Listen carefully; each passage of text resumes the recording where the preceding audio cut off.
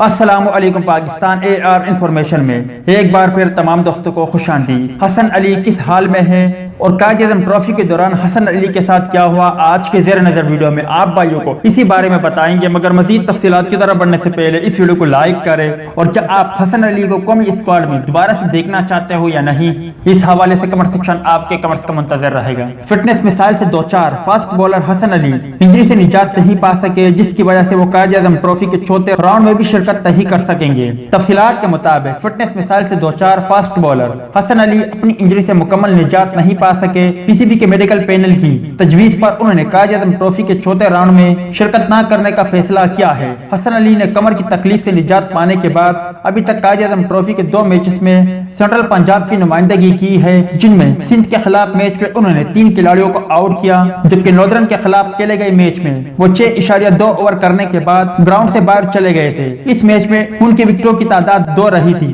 دوسری جانب اظہر علی کی جگہ عثمان صلاح الدین سینٹرل پنجاب کا کپتان مقرر کیا گیا ہے، جبکہ عمران فرد بلوچستان کی ٹیم کی قیادت کریں گے اور ان سے پہلے یاسر شاہ اور عمران بٹ کپتان تھے۔ امید ہے دوستو کہ آج کی ویڈیو بھی آپ کو پسند آئی ہوگی۔ ٹیک کیئر، بائے بائے، اللہ حافظ۔